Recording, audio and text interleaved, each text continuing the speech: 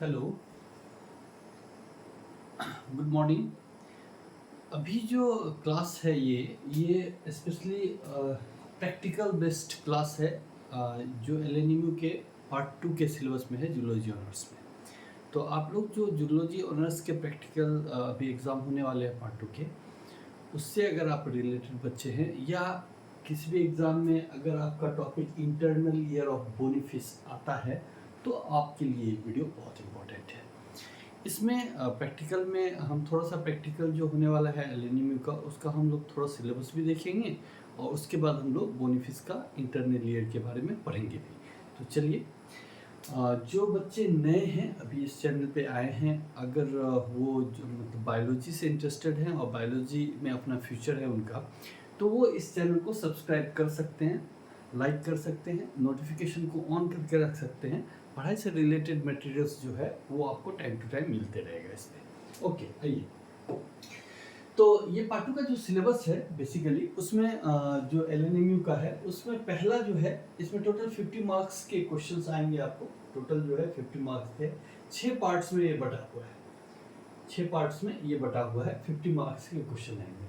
पहला जो है ये डिसेक्शन है कार्टिलेजिनस या बोनीफिस का। इसमें से 10 मार्क्स के क्वेश्चन आपको आएंगे, ठीक है। एक क्वेश्चन रहने के चांसेस हैं या 2 क्वेश्चन भी हो सकते हैं, लेकिन टोटल इस टॉपिक से डिसेक्शन ऑफ कार्टिलेजिनस और बोनीफिस से आपको 10 मार्क्स के क्वेश्चन रहेंगे, जिसमें 4 टॉपिक्स है। एफरेंट और इफरेंट ब्लड वेसल्स, इससे भी क्वेश्चन हो सकते हैं। ये क्रेनियल नर्व्स, इससे भी क्वेश्चन हो सकते हैं। और इंटरनल ईयर ऑफ बोनीफिस, इससे भी क्वेश्चन हो सकते हैं, ठीक है। तो बेसिकली ये डिसेक्शन है, फिश को डिसेक्ट करके आपको निकाल के दिखाना पड़ेगा, या जो मतलब विजिबल पार्ट्स है उसको आपको दिखाने के लिए बोला जाएगा। इसी टाइप का एक्सपेरिमेंट है। तो एक्सपेरिमेंटल जो भी या प्रैक्टिकल जो भी पार्ट है उसमें भी थ्योरी है।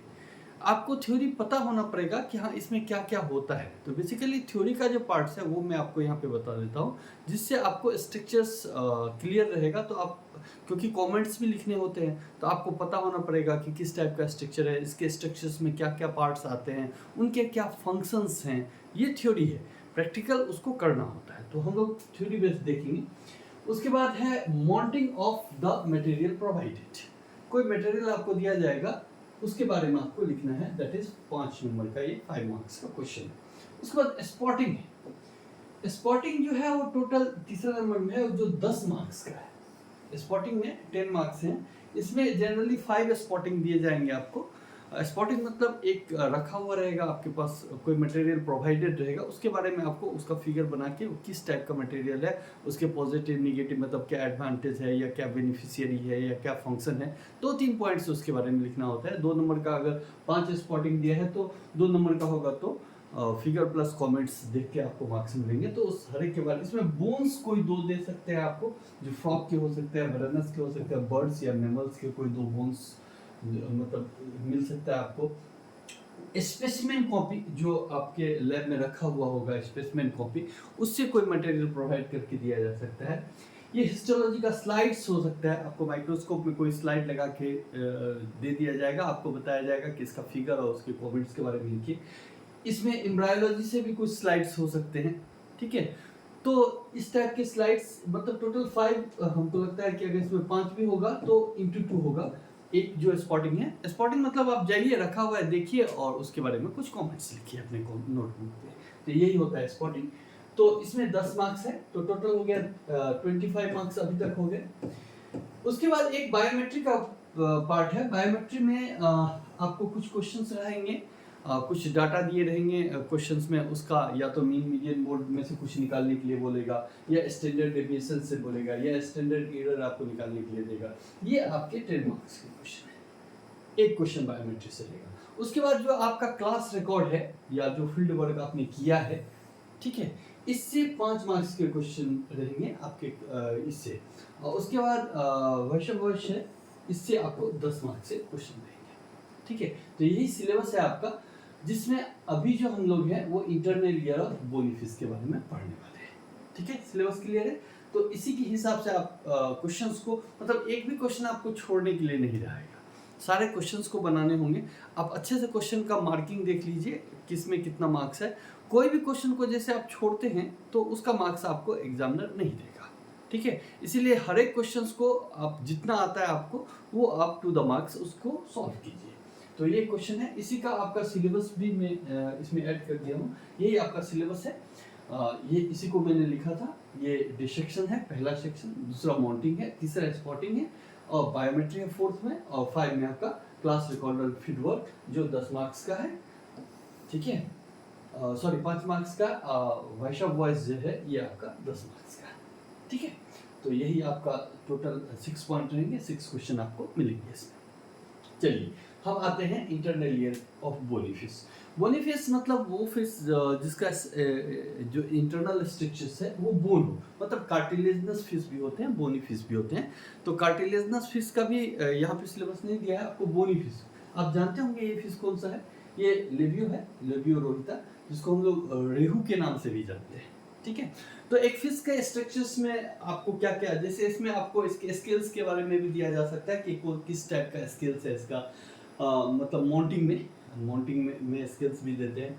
ये इसका स्ट्रक्चर है, स्ट्रक्चर्स में कौन सा फिन है, कितना फिन्स होते हैं, आइज कहाँ है, और ईयर जो हम लोग पढ़ेंगे वो ईयर एक्चुअली इस पॉइंट्स पे होता है अराउंड, ठीक है।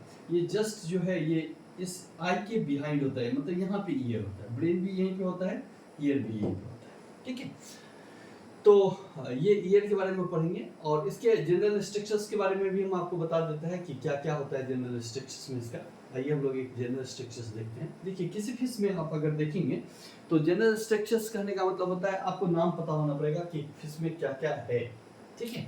तो फिश में आप माउथ से देखिए, ये माउथ है और ये एनस है, ये माउथ है और ये एनस है, ठीक है। तो माउथ और एनस डाइजेस्टिव सिस्टम का पार्ट होता है। तो ये डाइजेस्टिव सिस्टम है, देखिए ये डाइजेस्टिव सिस्टम है,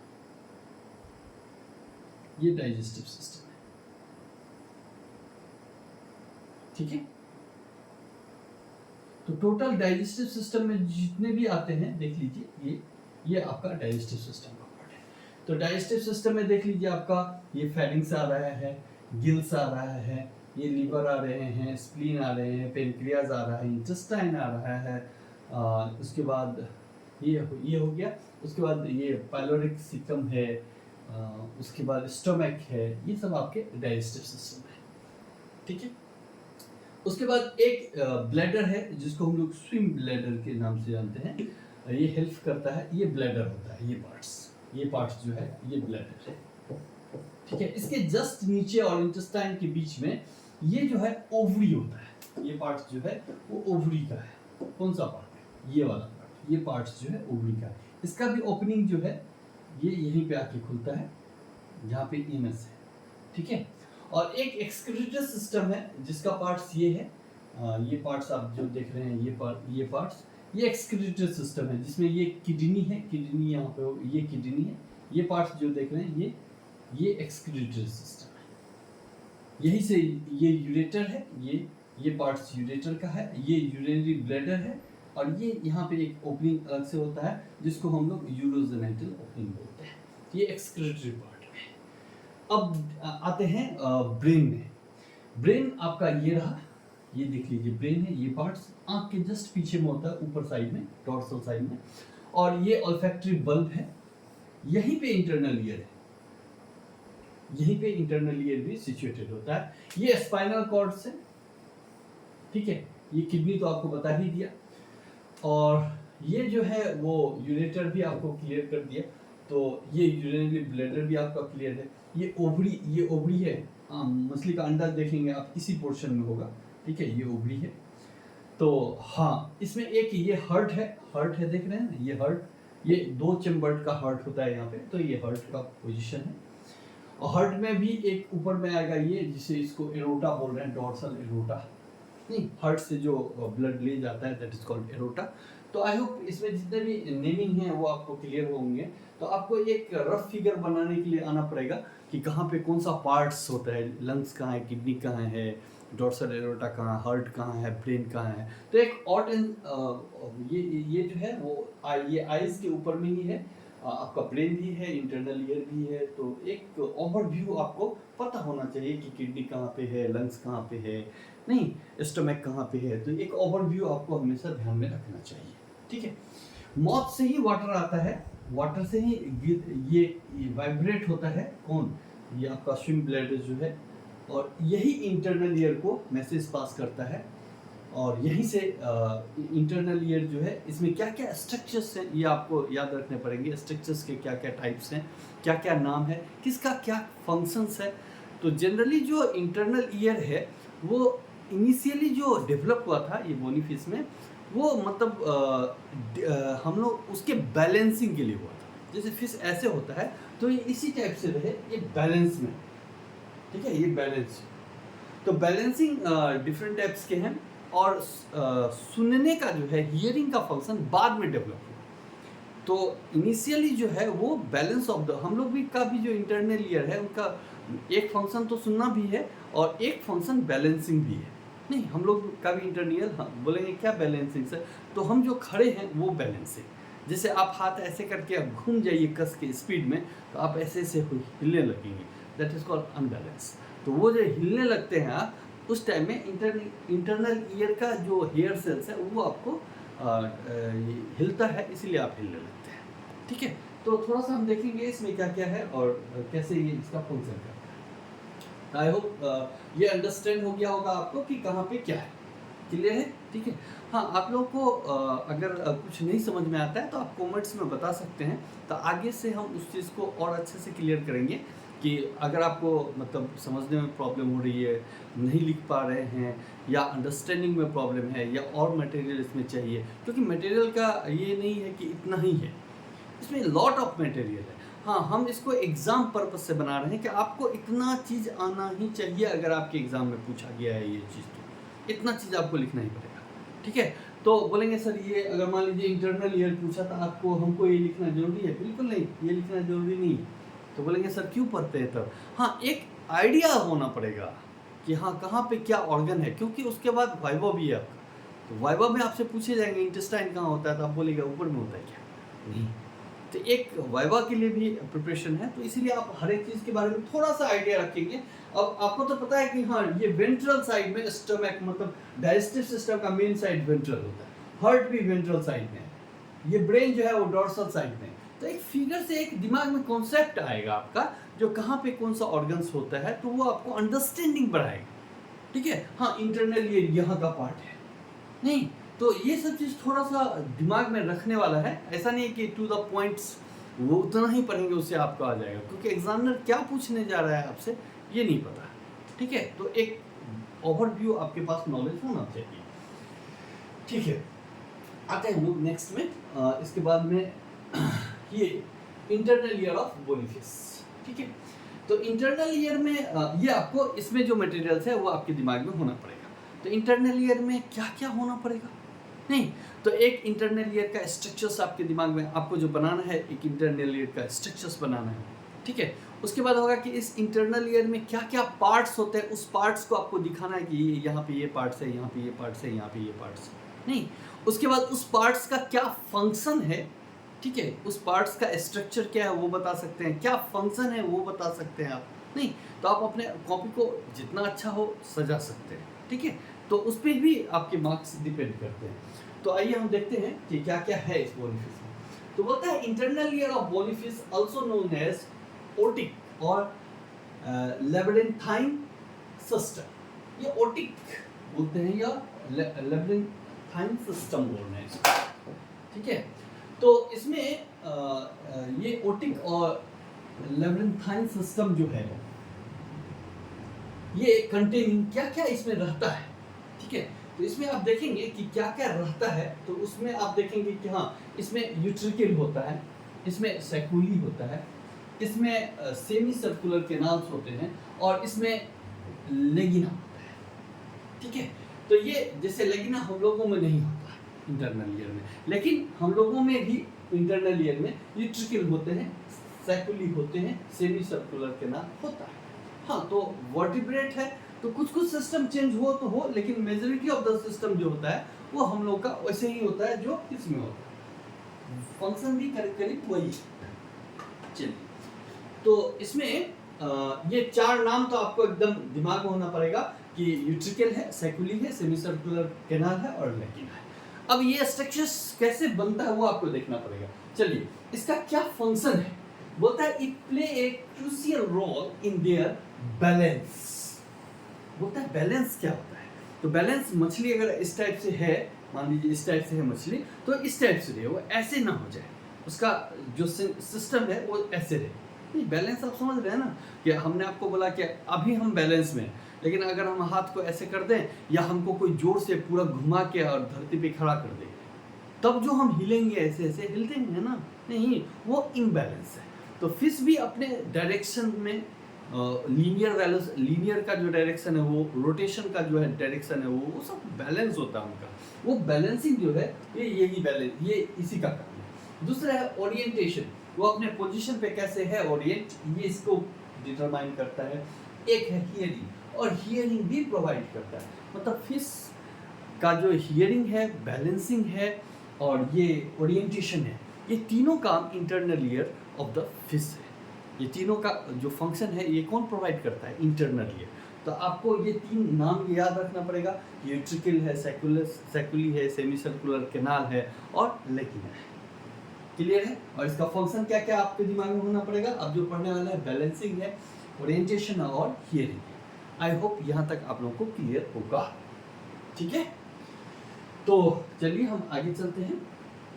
इसके बाद हम इसके स्ट्रक्चर्स को थोड़ा देखेंगे कि ये क्या होता है। देखिए, ये आपका फिश है और इसमें ये फिश होने, ये फिश है और आई के जस्ट बगल में हमने आपको बोला कि इनर ईयर होता है। दोनों साइड्स में होते हैं, तो 2 होते हैं।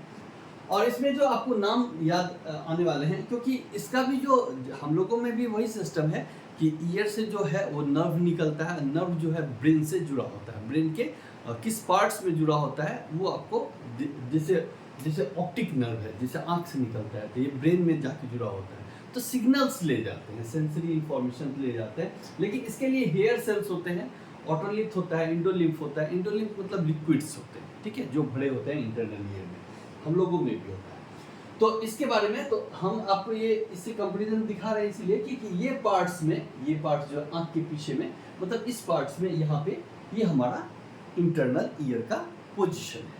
ठीक है, चलिए, आप तो ये पहचानते ही होंगे कौन सा फिश होगा। नहीं, ये कौन सा फिश है आप कमेंट्स में लिख सकते हैं। नहीं, इसलिए मैंने इसका नाम नहीं दिया यहाँ पे, लेकिन आप कमेंट्स में लिखिए।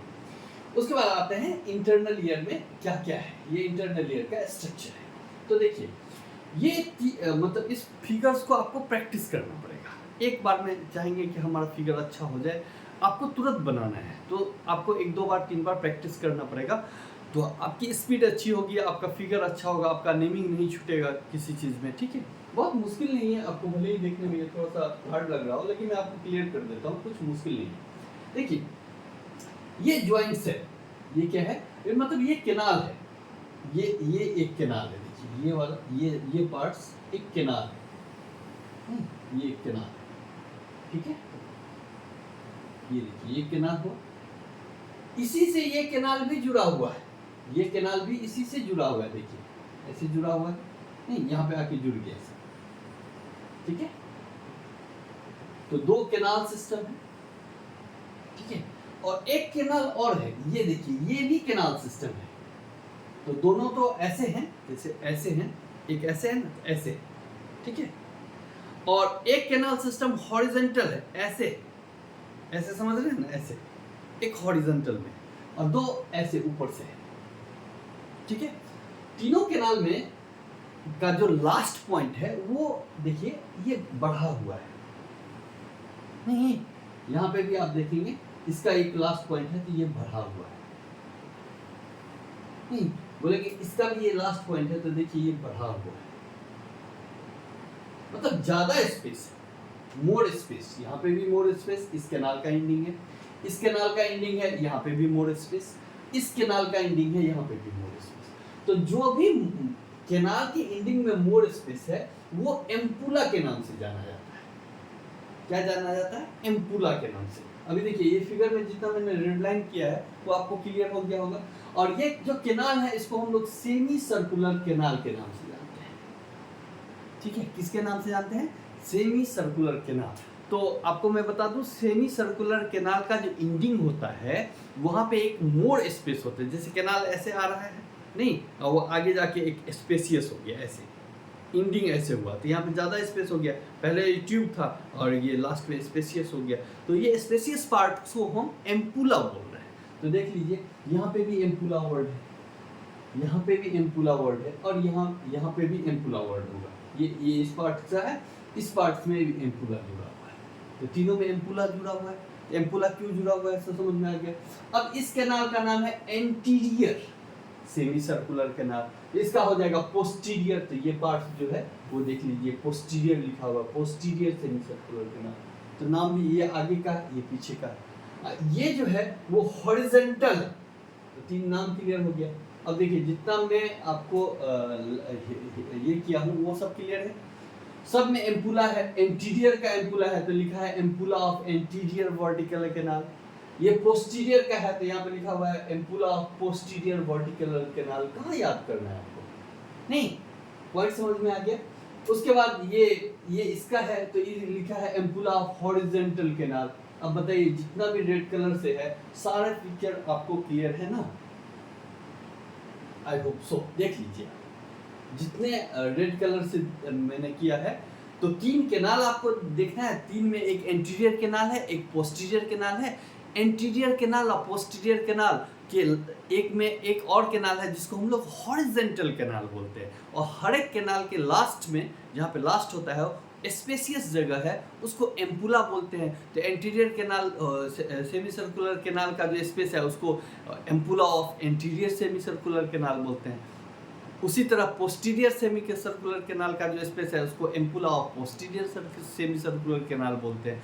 और जो हॉरिजॉन्टल सेमी सर्कुलर केनाल है उसको हम लोग हॉरिजॉन्टल सेमी सर्कुलर केनाल बोलते हैं। कुछ भी याद नहीं करना है आपको। क्लियर है आपको? अब देखिए, एंटीरियर और पोस्टीरियर, ये एंटीरियर हुआ और ये पोस्टीरियर हुआ। ये आपस में जहाँ ज्वाइंट करते हैं ये पार्ट्स, जहाँ से ये निकल रहा है कौन, हॉरिजॉन्टल केनाल, उस पॉइंट्स को जो ज्वाइंटिंग है उसको हम लोग यूट्रिकुलस बोलते हैं। UTRICULUS, यूट्रिकुलस। ये ज्वाइंट्स को बोलते हैं, एंटीरियर पोस्टीरियर जहाँ पे ज्वाइंट्स को। ये भी पार्ट्स आपका क्लियर हुआ किसको बोलते हैं? नहीं। उसके बाद एक जो है वो लेगिना है। देखिए, ये तीनों एक बोनी कैविटी में कवर्ड होते हैं जिसको हम लोग ओटिक बोल रहे हैं। हम आगे देखेंगे। उसके बाद ये सेकुलस है, यूट्रिकुलस एक वर्ड आपको दिमाग में रखना है, बहुत इंपॉर्टेंट। एक सेकुलस दिमाग में रखना है, ठीक है, और एक लेगिना दिमाग में रखना है। तो सेकुलस और लेगिना इसके नीचे में रहते हैं।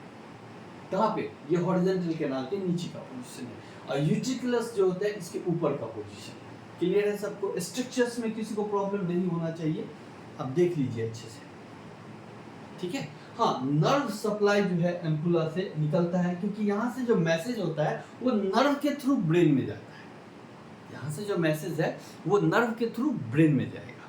तो एक नर्व यहाँ पे दिखाया गया कि nerve supplying ampulla of posterior canal, ये सप्लाई हो रहा है नर्व, तो एक इंडिंग भी होगा, ठीक है। यहाँ तक अगर आपको कुछ प्रॉब्लम है तो आप मुझे देख के बताइए।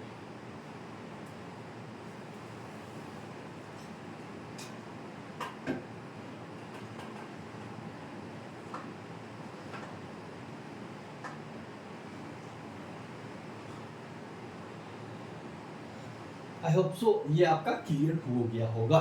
नहीं तो हम लोग आगे जाके देखेंगे। अब ध्यान दीजिएगा, हम कौन कौन से पॉइंट्स को अच्छे से आपको आगे जाके ये खोजेंगे।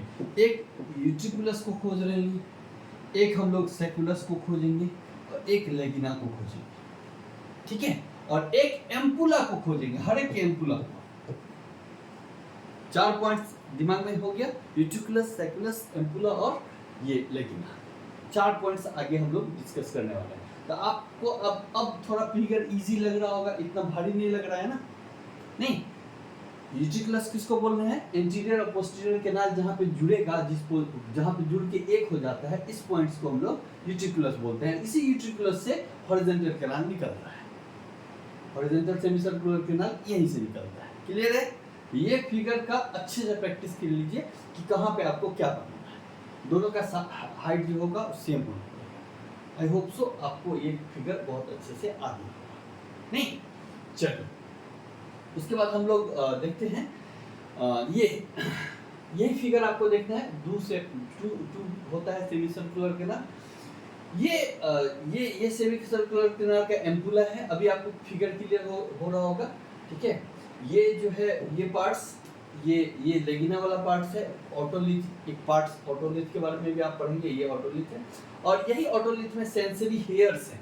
ये हेयर्स हैं जो इंडोलिथ, ये सेंसरी सेल्स हैं जहाँ से हेयर निकलता है, और ये न्यूरॉन्स जो है वो ब्रेन को ले जाता है मैसेज, ठीक है। ये ब्रेन है जहाँ पे मैसेज जाता है, ये कैनाल है, इंटरनल ईयर है जो आई के पीछे में होता है, ठीक है। पोजीशन क्लियर है? बोलेंगे सर इसको भी बनाना पड़ेगा? नहीं, मतलब आप देख लीजिए आपके मतलब क्या पूछा जाता है। लेकिन इस फिगर का जो नेमिंग हम इससे पहले बताए हैं, ये एंटीरियर है, ये पोस्टीरियर है, ये हॉरिजॉन्टल है, ये एम्पुला है, ये यूट्रिकुलस है, ये सेकुलस है, ये लेगिना है। ये पॉइंटिंग आपका बहुत अच्छे से क्लियर होना पड़ेगा, ठीक है। ये एक दिखा सकते हैं कि कैसे सेंसरी सेल्स मैसेज को ले जाता है। ये है इसमें आप देखेंगे ये फिश बहुत स्पेशल है, हम लोग के यहाँ होता है। इसका नाम है एक्सरे टेट्रा। तो एक्सरे टेट्रा में आप देखेंगे ये है, हम लोग के पोखरा में मिलता है। आप देखेंगे ये विजिबल फिश है, इंटरनल स्ट्रक्चर आप इसका देख सकते हैं। तो ये यहाँ पे होता है इसका इंटरनल ईयर, ठीक है। आपको इसका तो वर्टिब्री एकदम क्लियर दिखेगा नहीं, देखे होंगे शायद, जो देखे हैं आप बताएंगे कितना बड़ा होता है ये फिश, आप बताएंगे कितना सेंटीमीटर का होता है, वो आप कमेंट बॉक्स में जरूर लिखिए। ये एक्सरे टेट्रा के बारे में। ये प्रिस्टेला है, मैक्सिलेरिया, मैक्सिलैरिस, प्रिस्टेला मैक्सिलैरिस। प्रिस्टेला मैक्सिलैरिस का जो ये है जिसको एक्सरे टेट्रा बोलते हैं, इसमें आप इसका साइज कितना बड़ा होता है, तो जो लोग देखे हैं प्रिस्टेलिया को वो बताएंगे कमेंट में, ठीक है। तो आगे चलते हैं हम लोग कि इसमें क्या क्या है। तो ये ऑटिक है, ऑटिक कैप्सूल के बारे में बताएंगे। हम बोलते हैं ऑटिक कैप्सूल जो है वो एक बोनी स्ट्रक्चर है जिसके अंदर में इंटरनल ईयर प्रेजेंट होता है, ठीक है। तो यही लिखा हुआ है कि internal ear encased in a protective bony structures called the otic। ये ऑटिक कैप्सूल्स जो है वो बोनी स्ट्रक्चर्स है। ये क्या है? बोनी स्ट्रक्चर्स है जिसके अंदर में इंटरनल ईयर होता है। तो internal ear is the encased, मतलब उसके अंदर में होता है, ठीक है। तो उसी को हम लोग क्या बोलते हैं? ऑटिक कैप्सूल, क्लियर है। तो एक पहला जो इंटरनल स्ट्रक्चर का पार्ट है वो आपको ऑटिक कैप्सूल है जिसके अंदर में इंटरनल स्ट्रक्चर। तो बोलेंगे इंटरनल, इसके अंदर में क्या क्या होगा सर? हाँ, तो इसके अंदर में सेमी सर्कुलर कैनाल होंगे, यूट्रिकल होगा, सेकुलस होगा, लेगिना होगा। नहीं, वो सब सारे स्ट्रक्चर्स इसके अंदर में ही होंगे, क्लियर है। तो दूसरा हम चलते हैं, उसमें लेबिरिंथ है। दूसरा जो पार्ट है इसका, ये लेबिरिंथ है। तो लेबिरिंथ क्या होता है कि within the optic capsule lie the membranes labyrinth. ये मेम्ब्रेनस लेबिरिंथ को ही इंटरनल ईयर मेजरली यही पार्ट है, which includes the following component। क्या क्या कंपोनेंट है? तो आपको तो एक पता है, यूट्रिकल और सेक्युली। तो यूट्रिकल ऊपर में होता है, सेक्युली नीचे में होता है। नहीं, यूट्रिकल किसको बोलते हैं? एंटीरियर और पोस्टीरियर सेमी सर्कुलर कैनाल जहाँ पे ज्वाइंट होता है, नहीं, उसी को हम लोग यूट्रिकल बोल रहे थे। एक होता है सेक्युलर जो उसके नीचे में होता है। तो ये दोनों स्ट्रक्चर में क्या होते हैं, सो देखेंगे। बोलता है कि ये सैक लाइक स्ट्रक्चर है। सैक मतलब बैग लाइक नहीं, ऐसा होता है ना, ऐसे जैसे इसका स्ट्रक्चर हम लोग देखे थे तो वो कैसा था? स्ट्रक्चर था कि ऐसे आया और ये सैक टाइप का हो गया। नहीं, तो बोलता है कि ये सैक लाइक स्ट्रक्चर है। यहाँ पे था ना इंटरनल, ये सेमी सर्कुलर कैनाल, याद आया आपको? नहीं, तो ये इंटीरियर था सेमी सर्कुलर कैनाल, ये पोस्टीरियर था। ये जो ज्वाइंट करता है वहाँ पे, यहाँ से हॉरिजॉन्टल कैनाल निकले थे, याद है आपको? नहीं, जो एम्पुला था यहाँ पे। नहीं, तो इसको हम यूट्रिकल बोलते हैं, ठीक है। यहाँ इसके नीचे में एक सैक लाइक स्ट्रक्चर है जिसको सेकुलस बोलते हैं। तो बोलता है कि ये सैक लाइक स्ट्रक्चर है जिसमें सेंसरी हेयर सेल्स होते हैं, ठीक है, और ओटोलिथ होता है। ओटोलिथ को हम लोग ईयर स्टोन्स भी बोलते हैं, ठीक है, ओटोलिथ को हम लोग क्या बोलते हैं, ईयर स्टोन्स भी बोलते हैं। तो बोलता है टू सैक लाइक स्ट्रक्चर्स है जिसमें सेंसरी हेयर सेल्स होते हैं और ओटोलिथ होता है, ईयर स्टोन्स होता है। बोलता है दे डिटेक्ट लीनियर एक्सेलरेशन। देखिए इंटरलीनियर का अलग अलग काम था, ठीक है, आपको मैं याद दिला दूं कि इसमें balancing of the body, orientation जो था वो भी था, ठीक है, हियरिंग भी था और बैलेंसिंग भी था। तो इसका जो मेन ये है कि इसका जो यूट्रिकल और सेकुली का काम जो है वो ये है कि बोलता है कि लीनियर एक्सेलरेशन एंड ग्रेविटी, ठीक है, इसको डिटेक्ट करता है। तो आपको इसके फंक्शन में ये लिखना होगा कि यूट्रिकल जो है और सेकुली जो है वो लीनियर एक्सेलरेशन और ग्रेविटी में मतलब ये इसको डिटेक्ट करता है, इसीलिए इसका जो मेंटेन होता है बैलेंस और ओरिएंटेशन, इसको बैलेंस और ओरिएंटेशन में को मेंटेन रखने में ये हेल्प करता है, ठीक है। एक पॉइंट दो, ये यूट्रिकल और सेकुलिस में होता क्या है, तो ये टू सैक लाइक स्ट्रक्चर है, मतलब ये सैक लाइक मतलब बैग लाइक स्ट्रक्चर है जिसके अंदर में सेंसरी हेयर सेल्स होते हैं और ओटोलिथ होता है। ये दोनों पार्ट्स क्लियर है, ठीक है। और ये जनरली जो है वो बैलेंसिंग ऑफ ओरिएंटेशन के लिए हेल्प करता है। आई होप यूट्रिकल और सेकुली आपको क्लियर हो गया होगा, नहीं क्लियर है।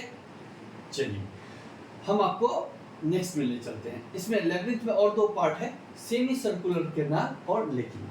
तो सेमी सर्कुलर कैनाल तीन होते हैं, नहीं, एक एंटीरियर, एक पोस्टीरियर और एक हॉरिजॉन्टल। तीनों का जो इंड होता है उसके लास्ट में एक स्पेस होता है जिसको हम लोग एम्पुला बोलते थे, याद है ना। हाँ चलिए यही लिखा हुआ है, ज़्यादा नहीं लिखा हुआ है। इसमें लिखा हुआ है टिपिकली 3 सेमी सर्कुलर कैनाल, ठीक है, क्लियर है आपको। बोलता है orthogonally to each other these structure also contain sensory hair cells। Utricle और सेकुली में भी सेंसरी हेयर सेल था और इसके अंदर में भी सेंसरी हेयर सेल्स होता है विद इन द एम्पुली। एम्पुली मतलब एक को बोल रहे हैं, एम्पुली किसको बोल रहे हैं, बोल रहे हैं कि in large area at the base of each canal, नहीं उसको हम क्या बोल रहे हैं, एम्पुली। These canal detect rotational movement। बोलते हैं what do you mean by rotational movement, जैसे हम लोग ये हाथ ऐसे करके घुमाते हैं तो रोटेशन हुआ, तो फिश भी जैसे टर्न मारता है, नहीं तो रोटेशनल मूवमेंट में जब उसके ओरिएंटेशन को बैलेंस करके रखता है। अब ऐसे नहीं कि ऐसे गया लुढ़क गया, नहीं नहीं नहीं, जैसे हम लोग गाड़ी को बैलेंस करते हैं ना, जब टर्न होता है रोड तो स्पीड कम कर लेते हैं, नहीं स्पीड कम करके तब रोटेशन बैलेंस रहता है, आपका गाड़ी गिरता नहीं है। हाँ उसको छेड़छाड़ करेंगे तो इसलिए बोलता है जब कर्व है, टर्न है, रोड जब टर्न आता है तो बाइक को धीरे किया जाता है, नहीं आगे का ब्रेक नहीं मारते हैं, नहीं गिरने का चांसेस होता है। मतलब उसी तरह से फिश को भी जब टर्न मारता है, रोटेशन में आता है, तब उसके बॉडी को बैलेंस करने का काम यही सेमी सर्कुलर कैनाल करता है। लेकिन जब लीनियर मोशन में होता है फिश, तब उसके बॉडी को बैलेंस कौन कर रहा है, यूट्रिकल और सेकुली। और जब रोटेशन मोशन में आएगा तब उसके बॉडी को कौन बैलेंस कर रहा है, सेमी सर्कुलर कैनाल।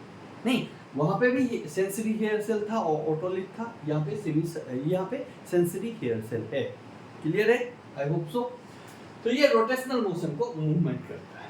और एक है लेगिना जो सेकुली के बगल का सैक लाइक स्ट्रक्चर है, नहीं ये क्या करता है, बोलता है in some fishes species this structure the part of सेकुली, ये किसका पार्ट है, सेकुली का ही पार्ट है, उसी के बगल में आपको बनाना है, is specialised for detecting sound. यही एक स्ट्रक्चर है जो साउंड को डिटेक्शन में हेल्प करता है, ठीक है। तो साउंड को जो डिटेक्ट करता है उसके लिए लेगिना है। रोटेशनल मोशनल को जो बैलेंस करके फिश को देता है वो है एम्पुली ऑफ सेमी सर्कुलर कैनाल, और जो लीनियर में बॉडी को बैलेंस करके रखता है फिश को वो है आपका यूट्रिकल और सेकुलर। आई होप तीनों स्ट्रक्चर्स आपको बहुत अच्छे से क्लियर हो गया होगा, आई होप सो, ठीक है। हाँ अगर आपको कुछ प्रॉब्लम होता है तो आप इसको स्नैपशॉट ले सकते हैं, आप इसको देख सकते हैं, फिगर को भी देखना होगा। फिगर हाँ तो इसको अच्छा करने के लिए आपको क्या करना पड़ेगा, पहले फिगर को अच्छे से बनाना पड़ेगा। फिगर में 4 बार 5 बार बनाएंगे आप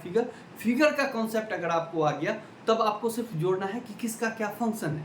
फंक्शन सिंपल है, नहीं एक लीनियर मोशन, एक रोटेशन मोशन और एक हियरिंग।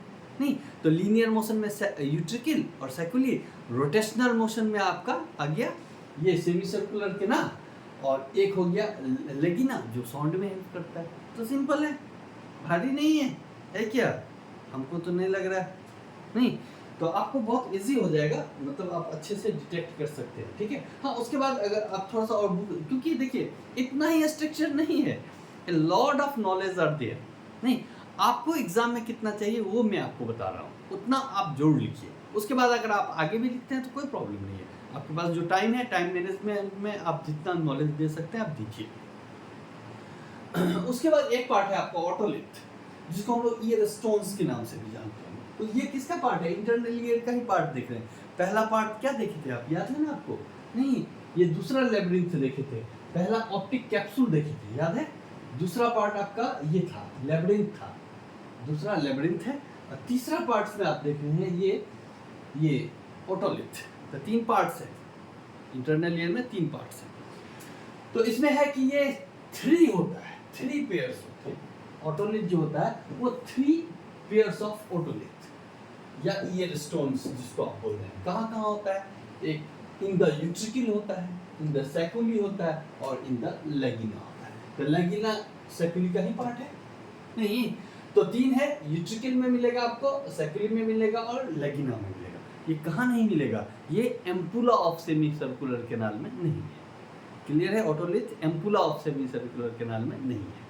बोलता है these dense structures are involved in detecting sound and balance, ठीक है, by amplifying the motion of the sensory hair cells। sensory hair cells आपको टिकल में भी था, सेंसरी में भी था, लेगिना में भी है। in the response to mechanical stimuli। तो बोलता है मैकेनिकल स्टिमुली मतलब जब वो वाटर अंदर जाता है तो वाटर में किस टाइप का साउंड है, वो ब्लैडर जो है उसकी मदद से ये साउंड को डिटेक्ट करता है with the help of sensory hair sales.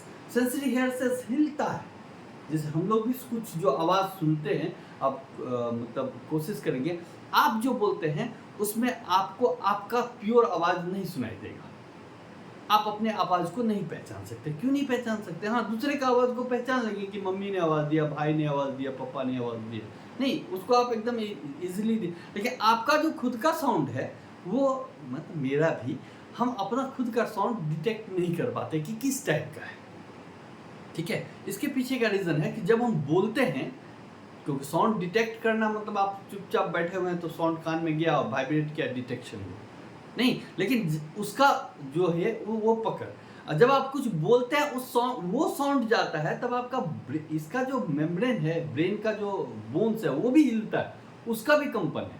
इसीलिए एक्चुअल साउंड आप अपना नहीं पता कर सकते कि कैसा है आपका साउंड। हाँ, आप सुरीला है या नहीं है वो बगल वाला आपको बताएगा। नहीं, अब वैसे बोल रहे हैं कि नहीं फटा हुआ साउंड है, बोले बहुत अच्छा गाते हैं, नहीं तो बगल वाले से पूछिए आप कितना अच्छा गाते हैं, वो बताएगा।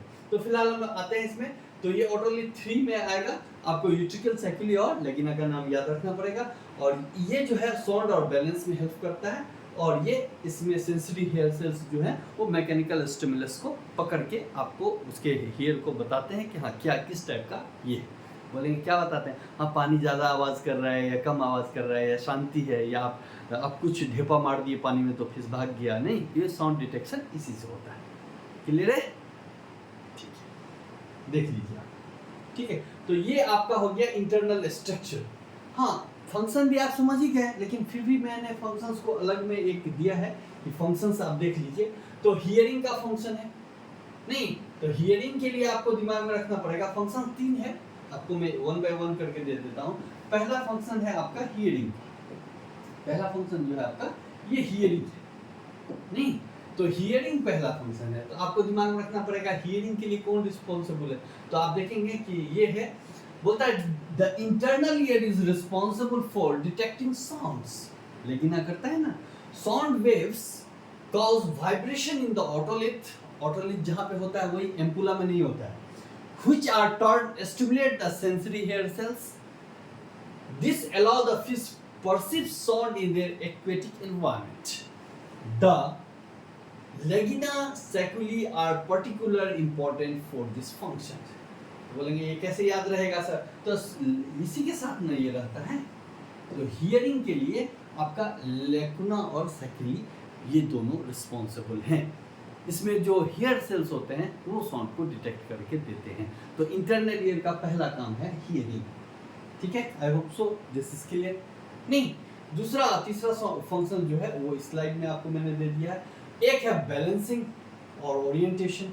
नहीं, तो बैलेंसिंग और ओरिएंटेशन एक दूसरा फंक्शन है। और तीसरा फंक्शन है आपका डिटेक्शन ऑफ रोटेशनल मोशन, कहां पे रोटेट हो रहा है। तो बैलेंस और ओरिएंटेशन में आपको यूट्रिटिल और सैकुली हेल्प करता है, पहले भी आप पढ़े।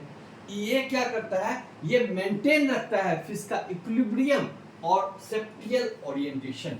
सेप्टियल ओरिएंटेशन मतलब वो लीनियर वेलोसिटी, रोटेशनल वेलोसिटी, ये सबको मेंटेन रखता है। ठीक है, तीसरा है रोटेशनल मूवमेंट को भी ये बैलेंस करता है। तो रोटेशनल मूवमेंट को कौन करता है, तो ये एम्पुला करेगा। Semi circular canal detect rotational movement of the fish. तो सेमी सर्कुलर कैनाल में सेंसरी हेयर कहाँ पे है, एम्पुला में है। तो यहाँ पे देख लीजिए, the fish turn the head, the fluid inside the canal moves stimulating the hair cells of ampulla. तो ये एम्पुला जो है वो रोटेशनल मोशन में, मतलब एम्पुला का जो सेंसरी सेल्स है वो रोटेशन मोशन को पकड़ के उसका हेल्प करता है। तो बोलता है this help fish perceives its rotational movement and adjusts accordingly to maintain the balance. ठीक है, तो I hope hearing, balance and orientation और डिटेक्शन ऑफ रोटेशनल मूवमेंट, ये तीनों चीज आपको क्लियर हो गया होगा। नहीं, देख लीजिए आप। नहीं, इसको हम पहले भी पढ़ाए थे, अभी भी पढ़ाए। हाँ, ओवरऑल मैं आपको एक चीज बता रहा हूँ कि इसको अच्छे से समझने के लिए आप इंटरनल ईयर का जो स्ट्रक्चर है पहले उसको अच्छे से क्लियर कीजिए। नहीं, कहाँ पे क्या है वो पार्ट्स अगर आपका क्लियर हो गया, तब आपको सिर्फ ये समझना है कि यूट्रिकल, सैकुली और सेमी सर्कुलर कैनाल में जो स्पेस है एम्पुला, उसमें मतलब हेयर सेल्स होते हैं। नहीं, और हेयर सेल्स एक ऑटोलिथ है। तो ये कैसे, कौन साउंड के लिए है और कौन बैलेंस के लिए। तो सैकुली और ये लेगिना, ये दोनों साउंड्स में आता है।